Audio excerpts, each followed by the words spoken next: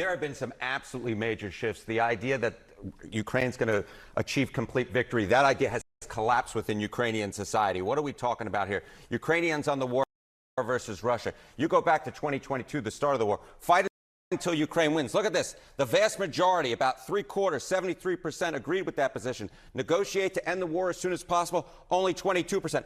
Look at where we are now. It's a complete flip. It's the inverse. Now 69% want to negotiate to end the war as soon as possible, compared to just 24% who want to fight until Ukraine wins. That's a 49-point drop in this position. Now, of course, negotiating to end the war as soon as possible, that's a bit more nuanced, right? Ukrainians don't want to agree to all of Russia's demand, but I think the idea of even there being some territory that would be not formally recognized as being given that Russia could in fact stay in, that does have majority support, but the idea of formal recognition of Russia's demands, absolutely not. In the past 2 weeks, we've probably had more progress in ending this war than we have in the past 3.5 years. And I think the fact that we're around this table today is very much symbolic in the sense that it's Team Europe and Team United States helping Ukraine. And the progress that we're looking out of this meeting is about the security guarantees. I think this was a very positive meeting. And whoever had the idea to bring all these European leaders together, in addition to President Zelensky, that was a brilliant, brilliant idea. And having it come so quickly after Alaska was also very important, because now they've changed the talking points here. Just in this meeting alone, they've walked back some of the positions that the president was echoing when he met with President Putin. So this is very positive progress. The fact that they're talking about a ceasefire again, Chancellor Merz brought it up in particular. There's no logic. I want to underscore this idea that a ceasefire gets in the way of negotiations, that is not historically true. And why should people continue to die while they're negotiating? So I'm glad that's back on the table. And second, the most important thing is that they're talking about security guarantees with European soldiers being a part of that. That is major progress with American assistance. I myself would like NATO guarantees rather than NATO-like guarantees, but if you have to compromise, I think this is an important compromise and a step forward. What's going on, everyone? It's Toss Weekend here today, and as you saw from the intro, Donald Trump is essentially on the right on this. It seems like Zelensky no longer has mass support, at least from the masses, of trying to just endlessly going into this war.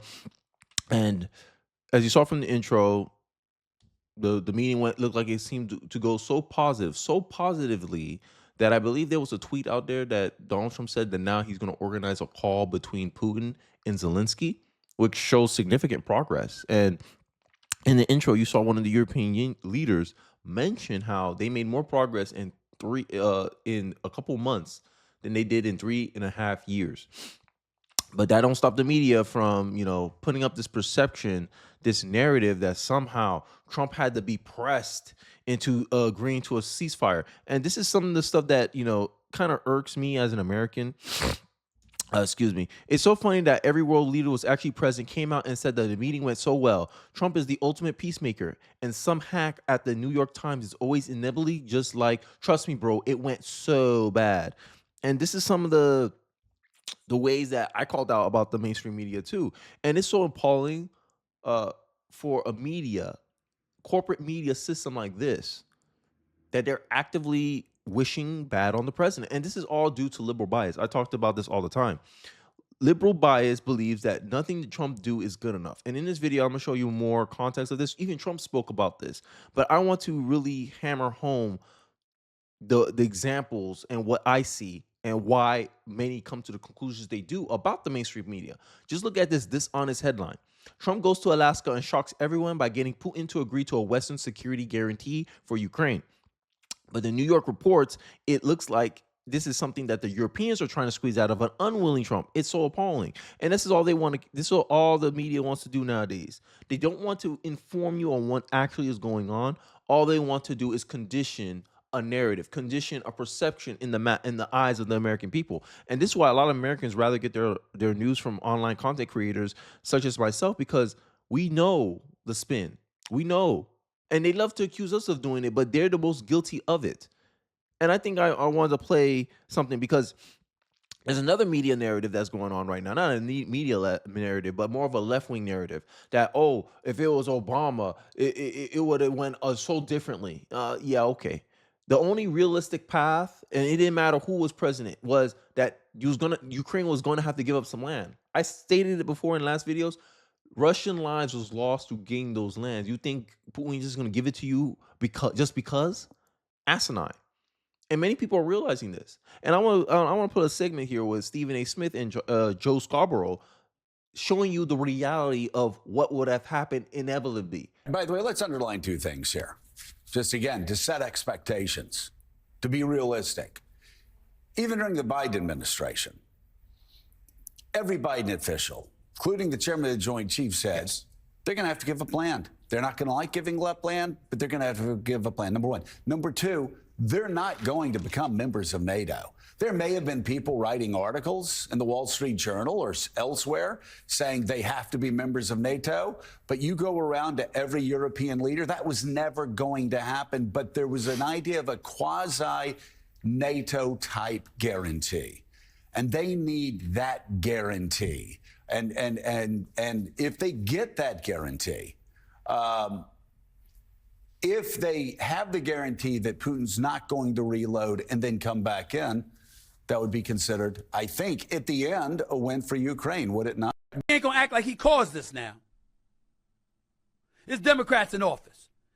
It was Biden in office when a full-fledged war against Ukraine took place, courtesy of Russia's instigation, no matter what they try to say to Trump. It was Russia that invaded Crimea, and that was under the Obama administration.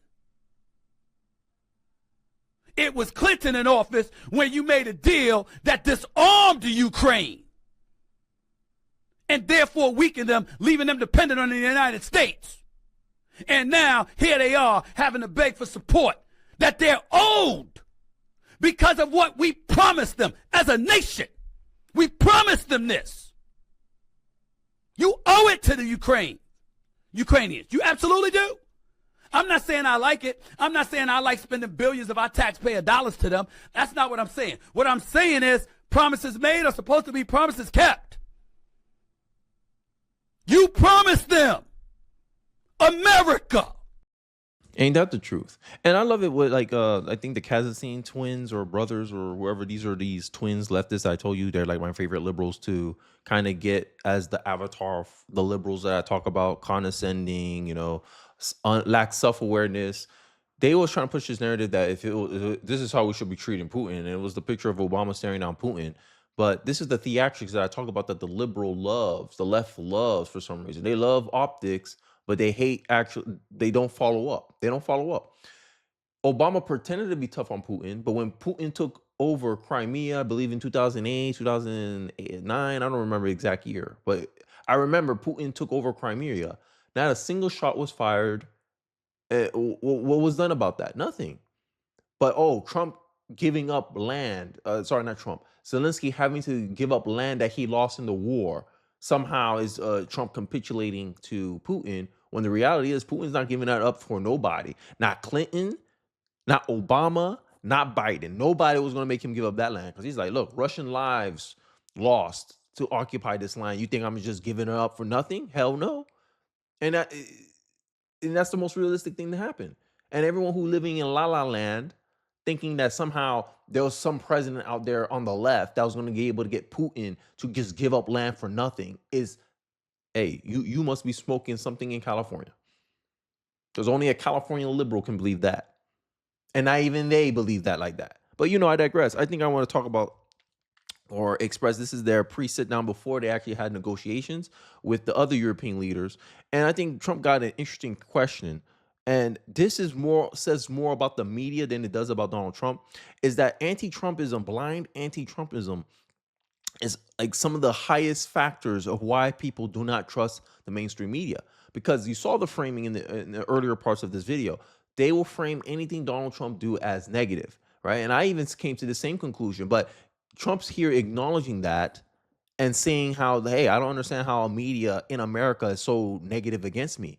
And it goes to show that liberal bias has to be done. Something has to be done about liberal bias for us to trust the mainstream media again.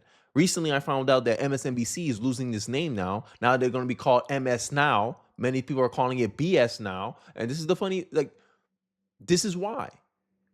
Liberal media complains about hollowing out, but they don't want to do anything to prevent the hollowing out. What's currently causing the media to hollow out is the blind anti-Trumpism. Americans realize that you hate Trump more than you love us. And you expect us to trust you? But you know, I digress. Let's get into the video. This sounds insane for me even to ask this, but do you think the American media really doesn't even want a peace deal? Because they've been so critical of you every step of the way as you lead the charge for peace. It's an amazing phenomenon. I said that if in the settlement you got Moscow, St. Petersburg, and thousands of miles around them, they would say I made a bad deal. The level of hatred and animosity is incredible. Not with all. I mean, we have great people up here. We also have terrible people up there that I think are told what to say. But, you know, in solving all of these wars, they don't even write about it. You know, I saw major wars. I saw wars that have been going on for 31, 35, and 37. And he's talking about the one in Rwanda, right? And that's the funny part, too. And I remember when he said that they don't even cover it, it gets me to the moment when Scott Jennings and I think Bakari Sellers like, what peace agreements? And Scott Jennings looked at him shocked, like, you know, the 6, 7 peace agreements that he just finished doing? You know, India, Rwanda, the one with Israel and Gaza, that's the only one they wanted to cover. You know, those peace deals, those are not peace deals. And he just keeps trying to move on because he's like, I didn't hear anything. And this is what they want. They want to control perception. They want to pretend like, oh my God, Trump's a wartime president. Trump's causing war all over the place. This is what the media is trying to do. This is what the media is trying to say. Oh my God, he's capitulating to Putin. Everything he does, anything productive that he will do to get an actual outcome, aka peace, the media don't want to do it. They try to demonize it. They try to frame it. quicker ones, one that was going to go into a full-blown deal very quickly. You know what the one I'm talking about? It was a big one. But they don't even write about that. No matter what I do, no matter what, and you know, this is not anything to do with you. It's probably to your advantage in a certain way. But no matter what I do, no matter what deal I make, from my standpoint, you'll come out good. Maybe President Putin will come out good. But they'll say, Trump was absolutely horrible. It's just that, and I've lived with that for a long time. I've lived with it since just before the first election. I used to get great publicity. Now I get the worst publicity anyone's ever gotten in office. And all he did was run as a Republican. But the liberal media, journalists will tell you that their bias doesn't interfere with their work, that they don't have a bias problem in the corporate media press. They're gonna sit there and tell you that. They're gonna, trust me, bro, our bias doesn't get in the way of our reporting. Oh yeah? How come all the European leaders said that the Trump meeting went well, and all these liberal journalists, news outlets are saying that it went bad, or somehow Europeans forced Donald Trump to do something that he didn't want to do? Why are you casting narratives like that based on nothing, essentially? Anonymous sources, aka I created an imaginary person that works in the government, and I say he said something, and I'm reporting that. That's how I take it as an American. And when I hear anonymous sources, that's what I think of. A journalist imagines somebody. The person has an imaginary friend that works in the government that says the thing that she wants to hear, and she writes it as fact. An anonymous government official said. Americans don't believe that anymore. The media's job is for narrative control, not to actually inform the American people, right? You get more honest journalism from random strangers online who has to go to their day job in about 2 hours, wake up early, shoot content. You get more trustful news from people like me than you get from the corporate media, because my interest is more aligned with the everyday American on the other side of the screen. I go to work every day. I got to go pay my bills, my mortgage. I'm struggling through the same economy you're struggling. And if I think it's a bad economy, I'll tell you it's a bad economy, and I'll give you reasons why. Hey, cost of living's up. Hey, there's a ghost job problem that we have in this country for some reason. Some reason corporate America likes to make jobs, get a bunch of people apply to those jobs, and then you don't hear nothing for months, half the year. And then next thing you know, you get a rejection letter at 6 months after you apply to a job. Right? Americans are tired of that. Hey, that needs to change. I understand. Yes. Trump needs to do a better job. But at the end of the day, I don't see that as the government's problem. That's a corporate problem. because the media is spinning this narrative that's, oh, a crash is coming eventually. Inflation is going to increase eventually. And it's so funny how liberals and the media loves to put stuff on Trump's feet, saying, "Oh, this is Trump's fault," but they don't understand how their negative coverage is also playing a part into the psychosis of the business class, the people who run, these corporations, these massive corporations, Fortune 500 companies, and their perception goes, "Nah, it's not safe to hire a bunch of people yet. We don't want to overextend ourselves. We want to have a lot of cash savings because we don't know what's coming because there's a lot of uncertainty." Because the media created that uncertainty. Because so far, like I told you, the older you are, the more trustful you are of corporate media. And look at the average age of a CEO in a Fortune 500 company. That should tell you everything. They're the last group of people that we need to influence, saying, "Yo, Trump is predictable. Trump is not doing something uncertain. Trump's goal is this," but the media is not reporting on Trump's goals. They're taking a disingenuous framing on Trump's goals and pretending that somehow it's some outlandish thing. Oh, he wants to tariff everyone 135%. Tariffs cause inflation. You think that's for us? No, no, no, no. It's for these Fortune 500 CEOs. So that way they continue saying, okay, we're going to put jobs opening, but we're not going to hire anybody because we don't know where this market is going to go, because they still believe that somehow it's uncertain. Any little thing, any little negative thing they can find in Trump's job numbers, they cast it out everywhere. They won't say a single positive thing about Donald Trump's economy. That's liberal bias. That's the bias I have a problem personally as an American, because it's causing unintended consequences throughout the economy. Because the end of the day, economy relies on supply and demand, and if the media is crafting a negative narrative, it's going to hurt demand. And if it hurts demand, what's going to happen? You're going to have less jobs. People are going to believe that they have to say. And I'm not even saying this just so you go out there and spend money. I'm saying, hey, do it wisely. I don't think it's a good time to buy a house. Sure, whatever. But my thing is that, hey, a lot of the times it's not as bad as people think it is, and it's not as good as people think it is. That's my default in my estimation. But I digress. Let's wrap up the video. I won in a landslide, so that people understand. They're the only ones that count, ultimately. But I've also had great reporters. I've had journalists that are very good. But it's very sad when you do the right thing. As an example, they said, because of the fact that Vladimir Putin came to American soil, this was a tremendous defeat for Donald Trump. No, John Bolton.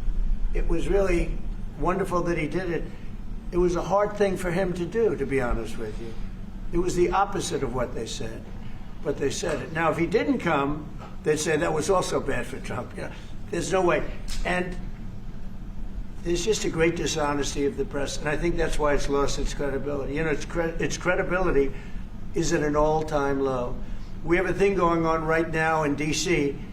We went from the most unsafe place anywhere to a place that now friends are calling me up, Democrats are calling me up, and they're saying, "Sir, I want to thank you. My wife and I went out to dinner last night for the first time in 4 years."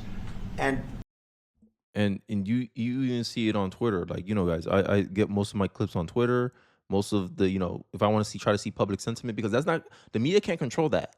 The media can't mess with that. They can't fluff it up. They can't, mess with the answers, or they have no input. It's Americans themselves that live in DC saying, "Oh my God, look at the streets at night. It's empty. It's so strange. I never seen DC this empty," right? And my dad, he lives in Maryland, right? He lives near the White House, but it's still a drive to get to the White House from Maryland. But he deals with this. This is one of the reasons I don't visit my dad. My dad lives in Maryland, and I'm like, I might show up. I might. Now I feel more inclined to visit because I'm like, oh, okay, it's safer now, right? And the residents themselves are seeing the difference. They're like, wow, this is a bad look for the Democrats. Bad look. And it's specifically the mainstream media, because you have progressives on mainstream media like MS Now, telling you that, oh my God, this is an exaggeration. Crime is of little factor in DC. I'm like, really? A crime rate of what? 183 incidents? You think that's a little incidents? But I digress. This is the media apparatus that Americans have to deal with now. And until we see some substantive changes from the media, either a change in their process, how they have their editorials, how they fact check themselves, I don't believe no one's going to trust the mainstream media, and they're going to continue declining into obscurity. But it seems like peace is making progress. Putin and Zelensky are set to, maybe, I don't know if it's going to be a phone call meeting or Trump is going to actually bring them to some place. I don't know, but it's progressed enough where Trump feels comfortable inviting the two to discuss again a possible peace deal. Let me know your thoughts and perspective in the comment section below. I'd like to hear what your thoughts and what you guys are thinking in the comment section below. Don't forget to like, comment, subscribe. Please share this video if you feel so inclined. It really does help me out in the algorithm, and I'll catch you guys on the next one. Peace.